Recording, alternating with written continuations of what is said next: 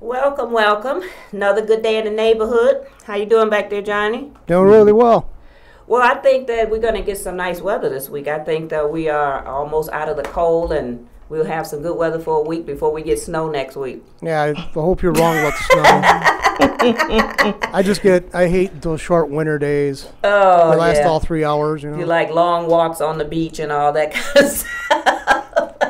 And time seems to go slower in the winter than it does in the summer. Well, it gives you more time to sit around and snack. I don't mind that, but the resulting weight usually. Right, when you come out in the summertime, they're like, what happened? So anyways, today I want to welcome my guest, Ms. Jessica Matthews. Welcome, Jessica. Thank you. Jessica is a poet, and I have her book called Simply, a collection of poetry. And she's going to tell everybody how you can get it and everything a little bit later.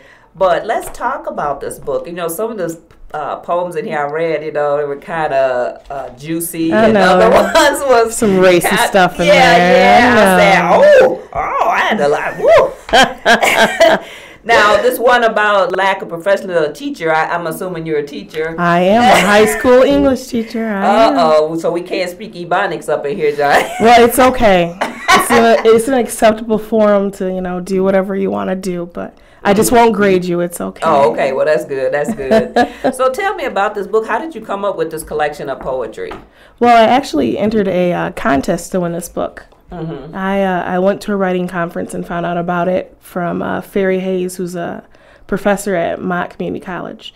She came in and talked to our group, and she said, hey, you know, we got this great poetry contest coming, and you know, if you win, you get a book. And so it sounded great. Wow. And I had some poetry, but I didn't want to publish all the poetry I had. So I was like, I used it as a goal. I was like, if I can get 50 good poems that I really like, then I'm going to send this in. So I worked on it. I found out about the contest in July, and I did it until a couple days before the contest ended. You were writing poetry? Yeah.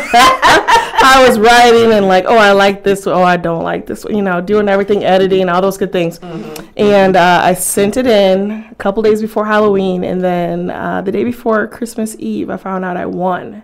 Oh, wow. And I was just floored. And so, you know, I got all this stuff saying, congratulations, you're getting a book contract, and you're getting a marketing campaign. And I'm just like, oh. For real? Oh, yeah. Wow, that is so So I'm not like the traditional way, but I'm also not like most people. It's more like a partnership because I won a contest. Oh, so you're not an original writer? You just was like doodling poetry and I've always written. You know, I've always been a writer, but there was always this fear of people reading my stuff. Oh, okay. So is this your first book published? Yeah, this is the first published book. Okay, okay. Well, that's great because like, you know, and I don't know anything about poetry except, you know, roses are red, violets are I just don't know anything about it. But then, you know, some of the things in here is like, the one different I like because there's so many things going on with kids these days. When you're a little different, you know, this could speak to people that maybe, or I would say that maybe having some trouble in school and everything because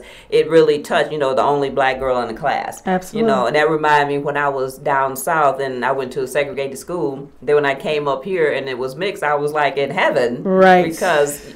And then when you're different, you know, wore the same clothes, you know, stuff like that. It really, I think that's a really good poem, and it's short enough that people read and understand it. Because I'd be like, I don't quite get it. Yeah, it's one of those things. Like I grew up, I went to Carmen. I went to Carmen Ainsworth, which is where I work now. That's the odd thing of the whole thing.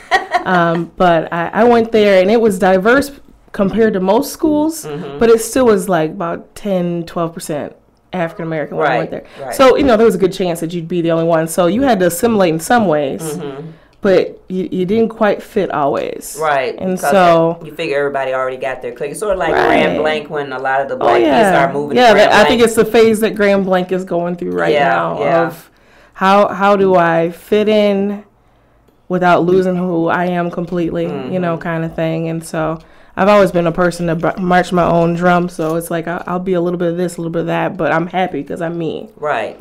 I think that's a good poem for the kids to read. And Liquid Love. Oh. That's the boys' favorite. Oh, snap. I can see why. Woo, you so sweet on my tongue. The taste of strawberries, a warm and alcohol, improve my day. And then I was reading, I was so excited. It said, the tingling of the ice crystals making my back teeth ache. I thought it said black teeth. I was like, whoa, let me back You're up. like, wait. Did that say what I thought Right. it said? You can't stop sipping and guzzling until I'm dizzy with delight. I like playing with metaphors. Yeah. You know? Well, I like you got to do have a that. good imagination, you know, when you write poetry, because Right. that's sweet and simple. I mean, poetry could be either a little bit or a lot bit. That's right.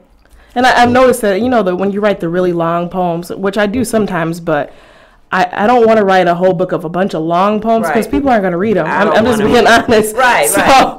if you put a little bit of long, some shorter ones, you know, play with words, like Liquid Love is just completely playing with words Right. because some people read it and they're just like, oh, she's just having a drink. You know, I mean, honestly, I've had people go, oh, she's just having a drink.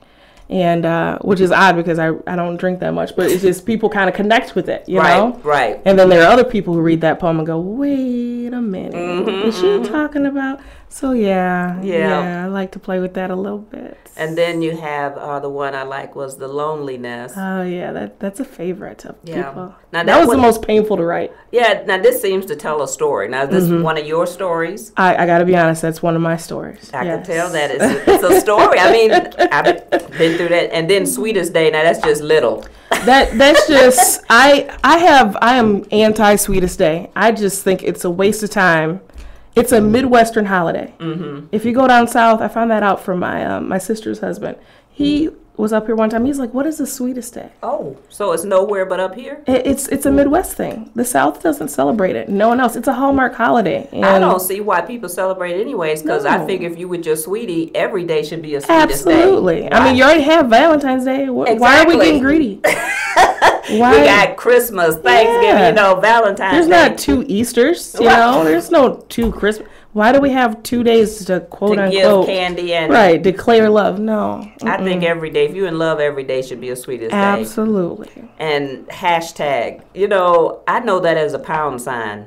How did it But you know, become you a see hashtag? socially what happens. Yeah, it's a hashtag. It's like I was looking at America's Funniest Video, and they was teaching a little girl to count, and they was doing flashcards. And when she was picking the cards out. She's like 8, 9, 10, and she got to 11, and she said, "I'll take the pause."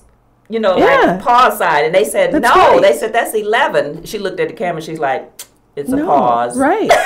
Because think about it. 5 years ago, we didn't care about hashtags. No, it's a pound sign. It's It's just- like press 1, press the pound sign. Right. Who And says press a hashtag? Right, and now it rules the world. I mean, Yeah. you see it everywhere. And I'm always saying when they go hashtag this, hashtag that, and I'm always just laughing, going, "Why did they do that?" Yeah. Because I don't the do people Twitter, of Twitter are brilliant. and I don't do Twitter. I tried it. I couldn't understand it. It is kind of difficult at the beginning. I've gotten the hang of it now. I can't. My little nephews can do it, and Oh, yeah. I can't.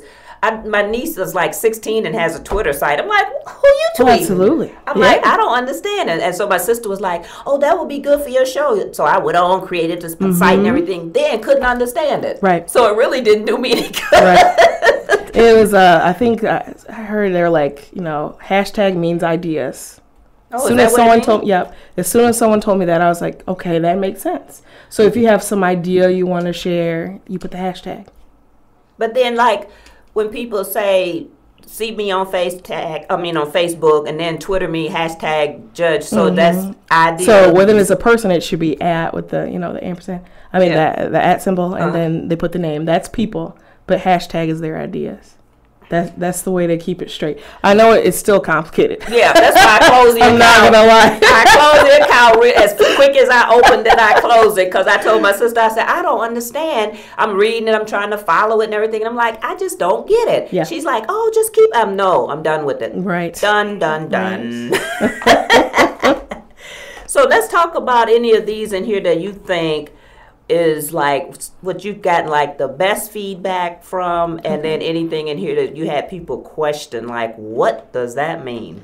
Well, like Liquid Love is boys' favorite. The guys. Guys love the Liquid Love one.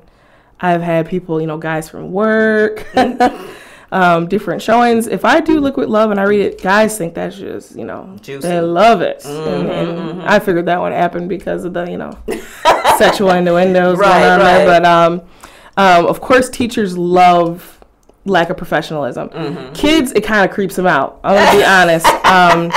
With my students, I read it to them because they're like, we want to hear the teacher. And I'm like, I don't think you want to know what's in a teacher's mind. And they said yes. And I was like, all right, fine. So, you know, I read it and performed it for them. And they were like, is that really what you think? And I'm like, yes. Now yes, they're going, do. oh. Right. I And they're like, asked. you really want to curse at us sometimes? Yes, I do. Sometimes you push me to that point. The part that freaks them out is like the part where I was like, I would be totally free and just whip off my bra and throw the bra, sit there and be like, I don't care. You just, I'm sure other professions have the same thing, but teachers just, we live under such a microscope. Yeah. And, you know, every little thing we do, everything we'll say, it's rough. And so there are days that I'm sitting back going, I just want my feet up, rip this bra off. That's right. Run around the room going, right, and do whatever I want to take my papers, just throw them all around, and just not be a professional. But unfortunately, that I can only live that dream through the poem. Right. Push all the paperwork of the day, the amounts of notes students have done or copied assignments and demands with my overworked hands and push those documents to the floor. Absolutely. I would love to do that. Well, you know, at the end of each year, that should be your goal to be like, okay, school's out. I wish. You know, the only problem is I would have to pick it all up. Yeah. And that's the holdback. I'd have to actually lean over and be like, let me pick up every single one of these pieces of paper. Okay, I'm done now. Let me pick it up. Right. And so that's the prevention of, oh, man, I would have to actually clean this up. Maybe you should just do a couple sheets of paper. Maybe. Just throw it might not be as effective, but whatever it takes. Right, just throw it up in there. Maybe they get you some confetti, but then you'd have to clean it up. I'm no good with ideas today. Yeah. Hashtag. Yeah, I can't do it. Hashtag, I don't want to clean it up. But yeah, that one's a pretty popular one. Some kids did enjoy it. They were like, that's so funny to know that teachers think that. Yeah. And I'm like, yes, we do. I think they forget that teachers are most of them are just moms like everybody else. It's just when you step in that classroom, you got to come a different direction. I'm a robot. Yeah, because they got a book in front of you that says, this is how you have to do this. And so it's funny. But, you know, actually that opens the door out for the kids to go. Because when the book came out, I had kids buy it, and they were just, like, passing it around like notes. You know, they don't do that. Now, of course, they text. But, you know, that you could see, like, kids passing the book and whispering to one another, like, look at what she wrote here. Because, you know, they're used to me being that teacher robot. They don't get to see that I, you know, have heartbreak and love and, you know, and stress and all those kinds of things. But it's funny, the reaction I get now. I guess is the best way to put it. They now know that I'm a human. Right. And parents who have bought the book now know that I'm human. They kind of grin and go, because they think of us as robots too. But my family, of course, they like the poems about my grandfather. My grandfather passed away 2 years ago from cancer. And so that was, writing helped me tremendously with that. Oh, okay. It was my therapy. And we found out he had surgery. We found out his cancer was stage 4 on Halloween, and he was gone by March. Wow! It spread so quick. He complained of his hip hurting to, we're gonna check it out, to we have to have surgery, and it turned out he had bladder cancer. Oh. And so by the time they checked everything, it already spread to his hip. Yeah. That's why his hip was hurting so bad. And so just kind of preparing for the inevitable, but it didn't cushion the blow. It just didn't. It was the first person I had in my life that it was really important to me. And actually, my middle name is after my granddad. And so I did a lot of writing to cope. Right. And it did help. But, when my family members read the poetry about him, I don't know if it helps them, if it hurts them, I don't really know. But they like that it's there, but sometimes it's painful to read the process, not only that he went through, but that that I went through. Yeah, So, my father died from cancer too.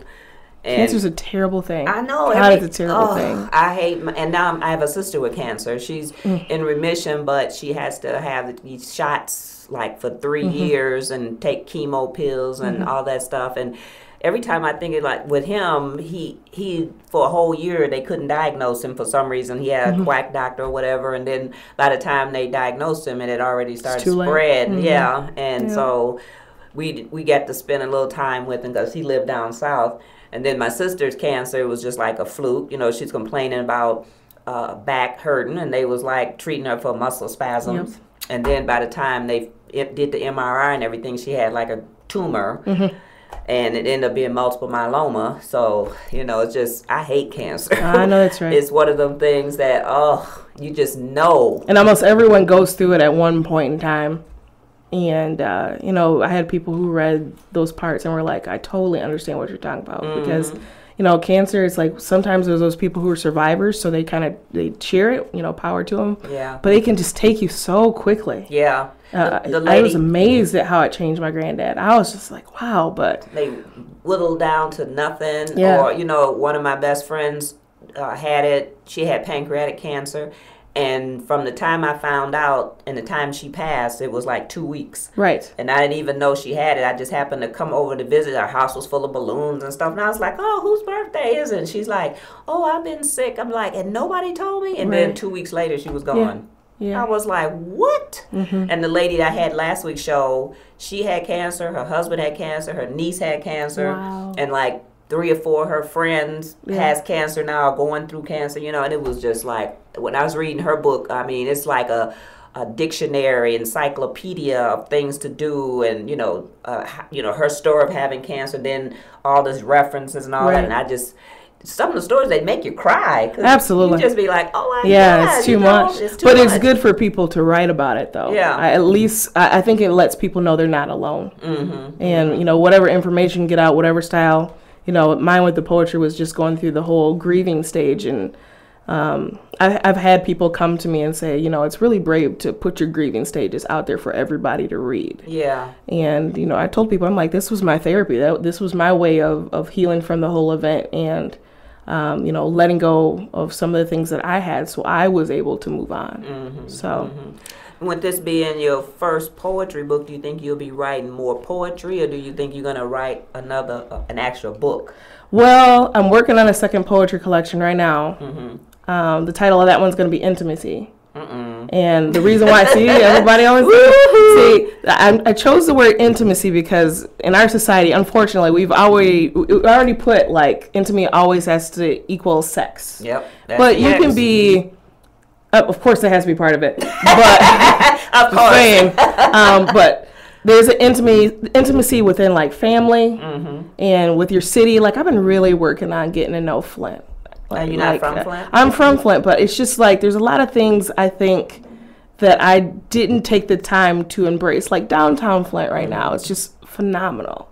Well, I love going downtown. Yeah, and I'm not from Flint, but when I came here in '81, it was totally different than it is now. Right. It was like it was booming, it went down, and now it's coming back. Right. And we were just talking about how, you know, more things should be happening down there since the colleges are expanding and everything. And there are people who are really putting forth the effort, the businesses that have opened up down there, and like I said, the schooling. And I just think that I'm not glazing over the problems we have in Flint because we definitely have it.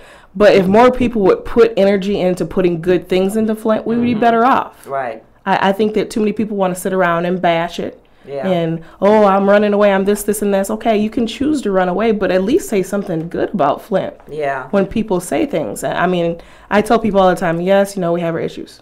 And I'm not going to ignore the issues. Yeah, we got plenty It would be of stupid those. to say there's not issues because there's plenty. But it's just like, have you gone to downtown Flint? Like, if my friends come, I'm like, we're going to downtown Flint. Let's go to this place. Let's go to that place. There are people who are really trying to work to make a better cultural awareness of Flint. Right. And so I've been working since the summer about going to different things and trying to find a way to express myself where people can say, you know, Flint isn't that bad. Yeah. There are good things there. Well, I see some good things because after been doing this show 2 years, the people I've met from doing the show, they're involved in things that I didn't even know about. Absolutely. You know, I've never been involved with authors or artists or, you know, just the events that they put on downtown, you know, just because with my show being a variety show, I'm always looking for different things. I don't want to do the same thing every week. I'd be bored out of my mind. Absolutely. What mine is left. All right. But, you know, Flint has come a long way since it went down.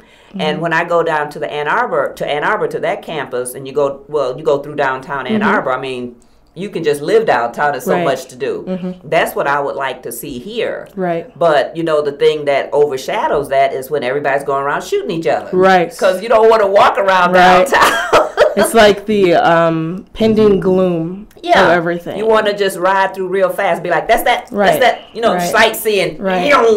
The good things, we should highlight the good things. Yeah, but we got to rush by them because there's no bullets going to be flying and stuff. And I think that's so sad because, like you say, it's a lot of people here that does good things, but you may not hear about it. Right. And then when you got, so many people got shot this morning, this afternoon, tonight, but yet you got these fancy events over here, fundraising, raising money, donating to good cause and everything. You know, they're out in the back burner. Right. So that's why I was figuring with the poetry, I'm going to do a little bit of that and a couple other things. So, and then I wrote another book. It's sitting there. I'm trying to find a literary agent for it. I'm really, really trying, but the book, actually I wrote the other book first, the one called 318, and that's about bariatric surgery. That one's, that's the original baby, to be honest with you. Oh, that's before the poetry. Oh yeah, I did that before I put the poetry collection stuff together. So why is it called 318? Because that was my weight before I had surgery. 318? Yes, ma'am. Get out of here. Yes, ma'am. And everyone always says, "Oh no, you couldn't have been there." When they say yes, and you know how they say someone is a solid person, I have always been a solid person.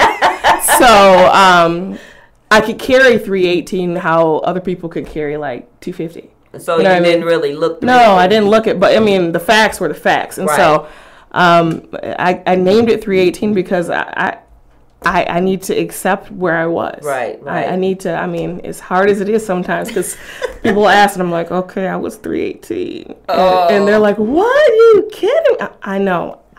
Well, you came out of it. Right. So it's my reminder. It's my own selfish reminder of so I don't want to go there anymore. Tell me about that because I've heard goods and bads about bariatric surgery, you know, different types. Yes. Now you had what? I had lap band, and lap band is when they take this little band and they put it on your stomach and they make a pouch up top, like a little rubber band. Yep.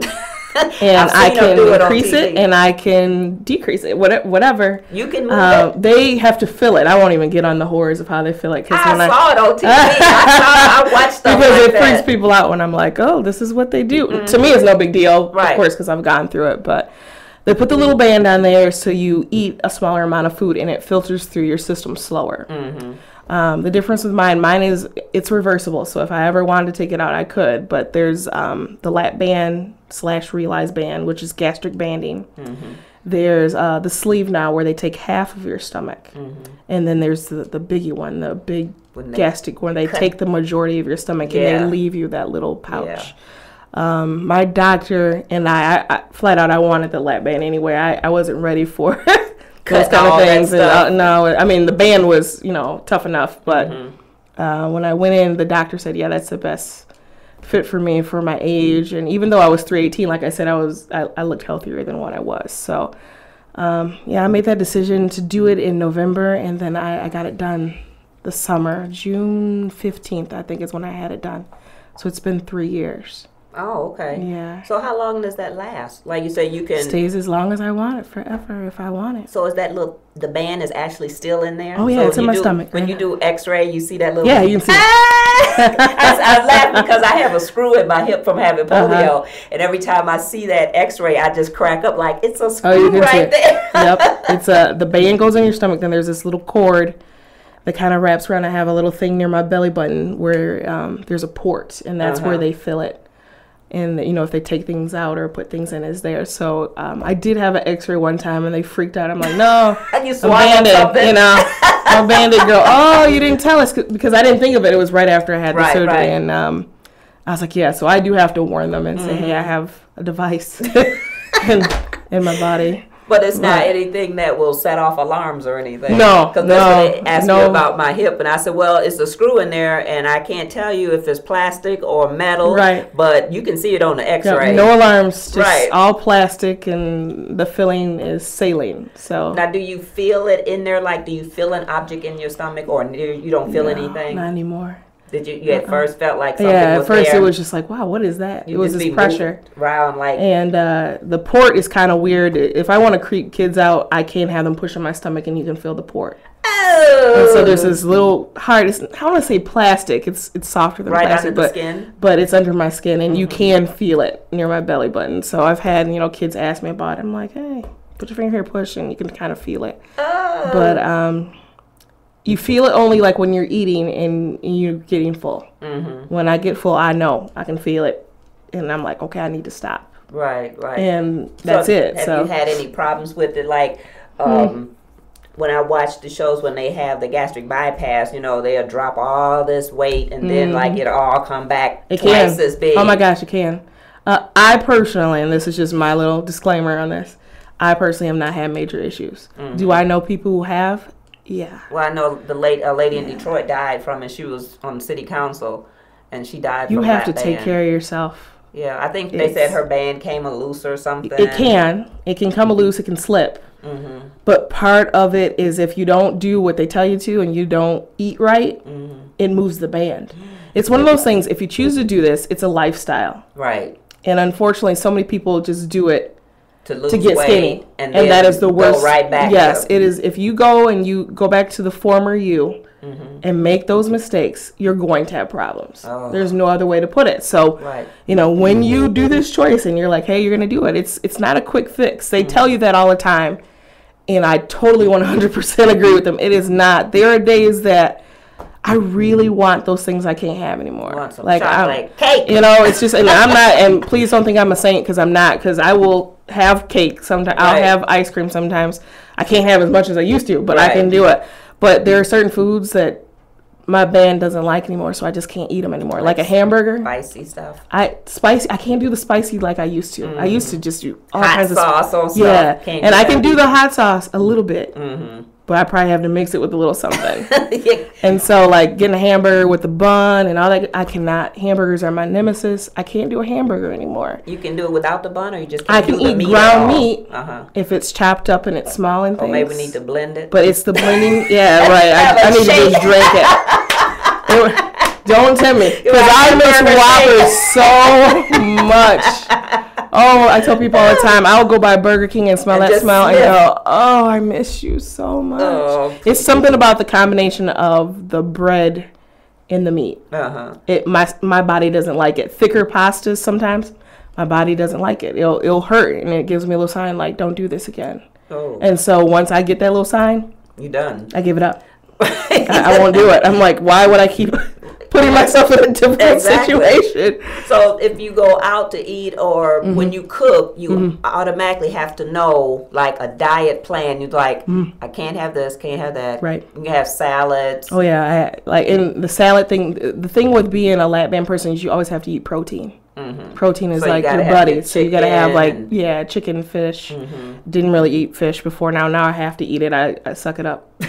Because I know I need it. So I'm like, I just eat it. And so turkey, those kinds of things, anything that's protein, like heavy protein, is your life. You gotta have because if you don't eat it, your body, since you're not eating as much, you're kind of depriving it. And that's the big mistake that a lot of people do. Like they'll go, I'm not going to eat it. And they lose all this weight. But the problem is your body fiends it. And so you need the muscle to tone up. Because if you don't and you lose all the weight, it's just flab everywhere. Yeah. And so you need to do what they say. You need your dairy, you need your protein. So I fiend for protein. Even if I get a salad, I gotta have like a ton of meat with it. I don't eat a lot of lettuce. I have my little bit. You want a meat salad. But I want meat. I gotta have. It's like, hey, just you can't put some be turkey in a hamburger form. Right? No. You can have ground beef, but it can't be in the form of a hamburger. It just something about the hamburger and the bread and everything. It won't go down well. I tried it a couple times. You have any problem with upchucking and stuff like that? 'Cause it just doesn't go. It just doesn't work well. I could feel it. It's weird because when I first got the surgery, you could feel this pain in your back when you ate something that wasn't good with you. And so I remember eating and it was like one of those snacker burgers. You remember how they had the little teeny tiny burgers? Oh, I did that. The little slider. Yeah. And so I ate one. I ate one of those, and I was like, "Oh my, what is that?" And my back was just aching. I was like, "Okay, no. Well, I'm done." Right. I don't know what that pain is, so I'm gonna just leave it alone. I think I tried it twice, and I was like, "No more burgers." So I gave up burgers. I haven't had one in 3 years. Oh. And so what about Pop? Pop is terrible. Well, that's good because Pop is bad for you anyway. I know, and I love my Diet Coke, and I just be like, I got to cut it back. It is so much sugar. It doesn't matter. I think they said if you stop drinking Pop for a year, you lose at least 10 pounds. Yeah, it keeps you bloated. The chemicals. I drink Diet Coke, and it's the chemicals and the artificial sweeteners. The only time I'll get a Pop is if there's because some stores don't offer anything outside of Pop. It's weird. I know, unless you say I want some water, they won't even bring you water anymore. And so carbonation, it's the carbonation. It blows up your pouch. It's not good for you. So then you have acid. Yep, acid reflux kicks up, and it's Pop's one of those things. I try my best to just not deal with it unless I have to. And it was so odd. Last weekend, my roommate, there was only Pop, and he grabbed it for me. He's like, here you go. I need something to drink. I drank maybe a third of that thing, and I was like, I can't do this. I was like, I can't do this. It burns. Right. And what about alcohol? Alcohol is one of those things that depends on it, too. How strong it is? It depends on how strong it is. Here's the odd thing about the ban and alcohol, and like I said, I don't really drink often, to be honest with you, but if I do have one, I'm sure I'm not the only person. Strong, baby. It's one of those things that since you have a pouch, right, it's not filtering quickly through your body like everyone else. Oh, okay. So if I have one drink, it's sitting in that pouch and just trickling down. It's just trickling slowly. So if you're foolish, which I'm not, but I'm saying if you're foolish and you think you can drink 2 drinks in an hour, won't happen. It's not going to happen. And you can feel the effects of it right away. Mm-hmm. And that's why I know it's not a good thing for me. It's not smart, you know. Could that band just blow out, just like you said, if you drink it and it gets too much carbon. Yeah, and it just expands or it slides. Uh-huh. And, I had some people who, a friend of mine, his band slid. I don't know if he necessarily did anything wrong. I don't think he did, but his band moved a little bit. So I have to go get it checked out. I go once a year, and they do an exam, and the people at Hurley Bariatric are awesome. That's where I had mine. Mm-hmm. And so they're very good on checking on it and saying, come in for a yearly checkup. They'll send me to Hurley to do a barium swallow just to make sure things are good. I hate barium. And they're disgusting. I hate it. But I do it. It's the chalk drink. That's what I like to call it. But they do that just to make sure things are good. Uh-huh. And if you ever feel like something's off, you call them and they'll be like, come on in. Now, is the band at the top? Yep. It's up at here. Mm-hmm. Okay. Yep, it's near the top. Oh, yeah. But it could slide down. Then it'd be midway. Right. Or if you eat too much and you're not supposed to, you're just making that pouch bigger. Oh. So it's defeating the purpose. Right. So. And how long does it take you to lose weight? Now, you've had it 3 years. How much weight have you lost? Around 80 pounds. And it takes that long with that. Mm-hmm. And to be honest with you, I gained some back from some medication I had to take. I gained 20 bags, so I got to be probably around 60 now. So now you got to start again. Yeah. And it's all because, I won't get on what medicine. I'll just say I hate this medicine. I hate and they told me it was going to make me gain. They told me flat out. Like those steroid medicine, prednisone and all that, make you blow up. Oh, yeah. Because I had my hip joints from having polio was aching, and he gave me a steroid, and I was like, Doc, before you write that prescription, I'm going to gain weight. He said, it's only for a week, Lisa. You'll be good. I said, don't play with me. Tell him no. I took the week and I was done with it. I said, because I know people, I had a friend that weighed 89 pounds, and they put her on prednisone, and when next time I saw her, she was 189 pounds. She had stretched. Yes. I mean, and she was miserable. And I said, I'm like, what did you do? She was like, that medicine. Yep. Then when she got off of it, it was just like a balloon. Trying to shrink down. See, I'm in the process of trying to shrink back down. Yeah, I had to take, the medicine I had to take was for 6 months. Mm-hmm. And I mean, the doctor said, he's like, you're gonna gain the weight. And I'm like, man, come on, I worked hard Why to would lose they give you this. something to gain weight? It was the only option I could do. Long story short, years ago I had a blood clot. Mm-hmm. And so I have different issues like endometriosis and things like that. Right. And so the option I had to take was the only option because I can't take birth control pills because if you do that, when you had a blood clot, there's a good chance you can get another one. Oh, yeah. And so he was like, okay, this is our option. 6 months. You're like, And I'm like, 6 months? Oh, you mean 6 days? Yeah. No, 6 months. And he's like, you're going to gain weight back. And I went to my family doctor and he was like, I really don't like that you're on this stuff. I know it's your only option.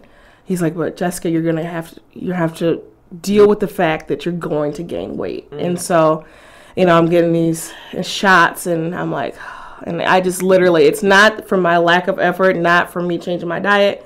It just made me gain weight. So I'm officially done taking it. So I'm on a mission now to get it back off. So I got to get rid of the, 20 that I gained. And then I want to get rid of an additional 10 at least and get myself back on track.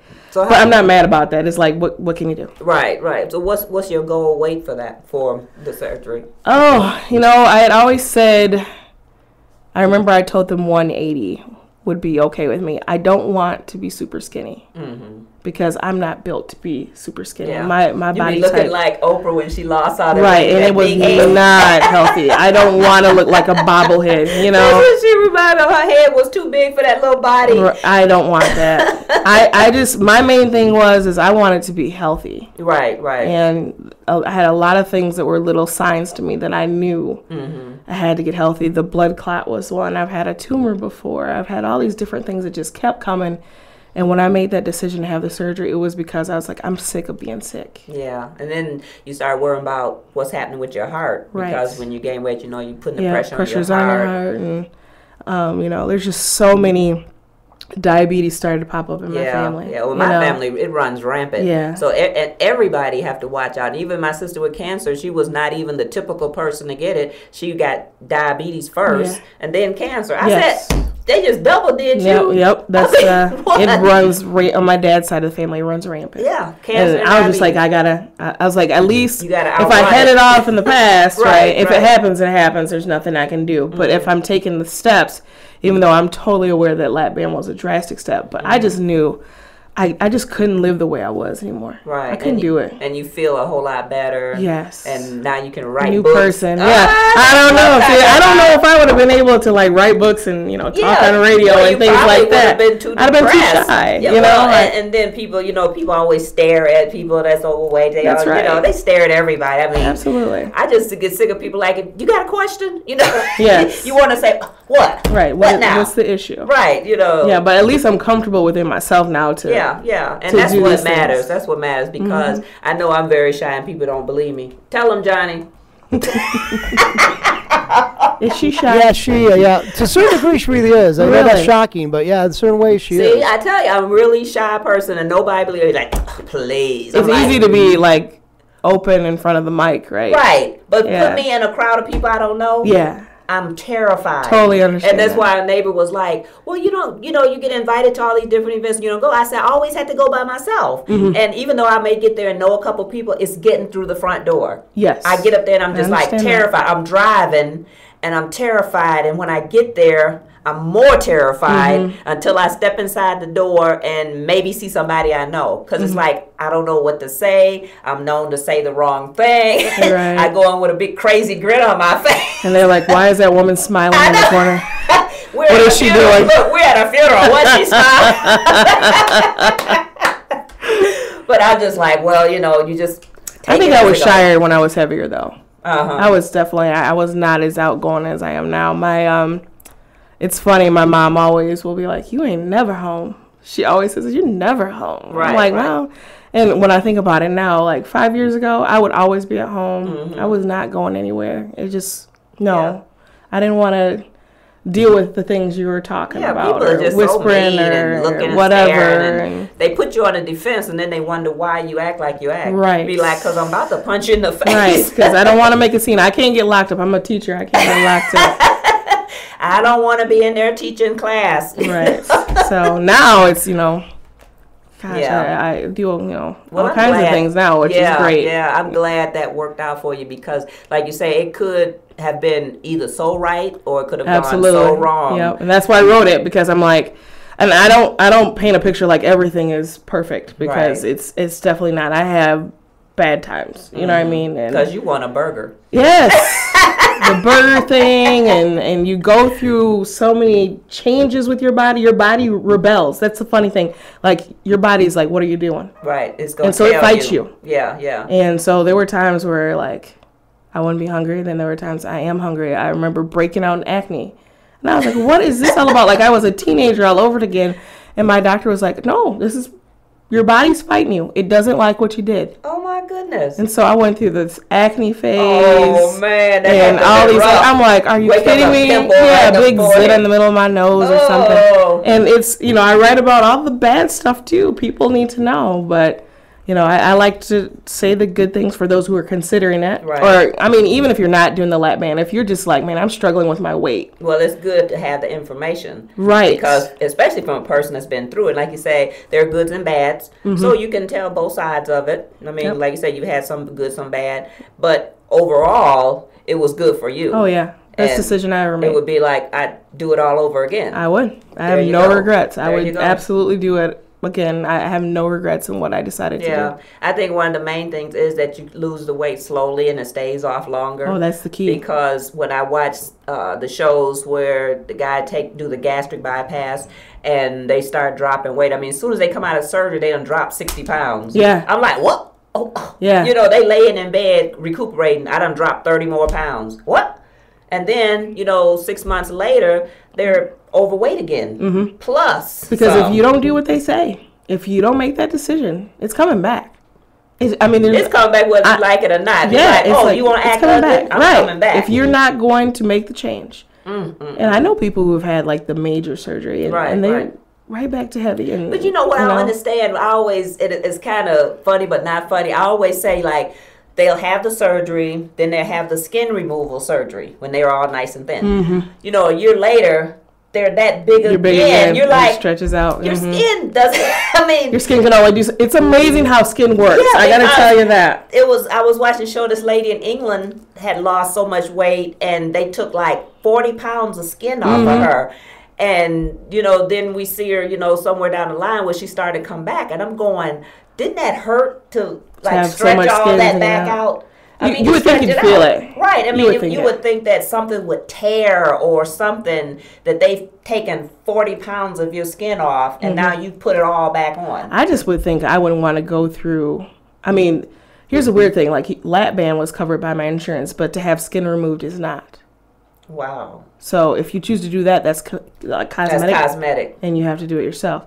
So if I were to choose to do that, like down the road if I lost more, it's one of those things like I'm not going through that again, you know? I don't want you cutting on me anymore. It has to. From your arms and chopping all this off. And wrapping you up, you laying like this. Yeah, I mean, it was painful going through lap band surgery. So I definitely don't want to set myself up for, more pain, because that was the first week and a half after surgery.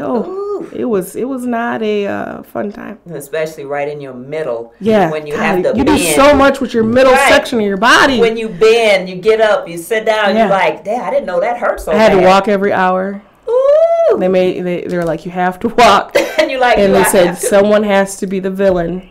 To make you get up. Make you walk. And, God bless my roommate. I say that all the time to him. Mm-hmm. He would come and be like, Jessica, you gotta walk. And I'm like, no. No, I ain't walking today. I'm like, I don't want to do this. I was like, Bill, please leave me alone. No. He's like, you know the drill. And he would be like, get up. He wouldn't be like begging like, chop. Nice. He's like, come on. He was my drill sergeant. And then when my parents came over, my mom, she would do the same thing. Have you done this? Have you done this? And you just want to be like, would y'all please leave me I just alone. wanted to lay in a corner. I just wanted to be in the corner of the couch. I was like, because I couldn't lay in a bed for a while. It was too much. Hurt too bad. I had to prop up in a corner. But if mom came over, she would. Mm-hmm. be like, and just come imagine what would have happened had you not done that. Right. Everything healed, bent over, right. sored, ripping stuff. It would have been a mess. It would have been a hot I mess. appreciate my parents and the roomie for right. forcing me. Because I didn't want to do it. I'm not gonna lie to you. I did not want to do it. I know you did. Oh my! Well, I can't wait for that book to come out because I really want to read from a person's perspective that's actually been through it. Yeah. So let me know when that comes out. Hopefully soon. Hopefully can find somebody who's like wanting to take the chance. I think somebody will. They hear the story, they'll want to do it. So now, if anybody wants to get this book, tell us how we can get it. Well, you can get my book at marketingnewauthors.com. And if you get it on the internet, it's $15.95. But I really like for people to come to my book signings because that way I can sign the book for you. Right.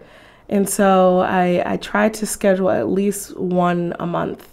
Oddly enough, I have one this weekend. I have one on Saturday. Oh, okay. Where's and that it's at Cafe Rayma, which is used to be Brown Sugar. Yeah, Brown. I was at one of now those. it's Cafe Rayma, downtown Flint on Saginaw Street. So I'm going to be there from 12 to 3, signing books. And I'm going to be at Big B Coffee in October, which is new. It's on Linden Road, brand new, October 17th. Oh, I hadn't heard of that Yeah, place. it's brand new. Here's the odd thing is that they came in with another author's information, and my secretary, Michelle, at the school was like, you need to talk to Jessica. Oh. And so she hyped me up along with my friend Carrie, who has a book for Big B. So I talked to them and they're like, yeah, we want you here too. So I'm going to go do a signing there in October. And in November, I'm going to be at the Greater Flint Art Council during the Art Walk. Oh, okay. And do some book signings there. So people can happily go to marketingnewauthors.com and order it there. Or they can come to one of our book signings. And I always post my book signings on Facebook and on Twitter. Yeah. And on my website. And we'll have it posted on Flint Talk Radio site and my Facebook. And, we'll get it passed around so everybody will know where to go. Yes. Well, I want to thank you for coming in today. This has been very enjoyable. Thank you. And I'm looking forward to the new book coming out. Oh, working on it. So, with everybody, stay tuned. Flaming Pit Show Part 2 is coming up. So, I will be back in a few minutes. Flaming Pit, and we're out.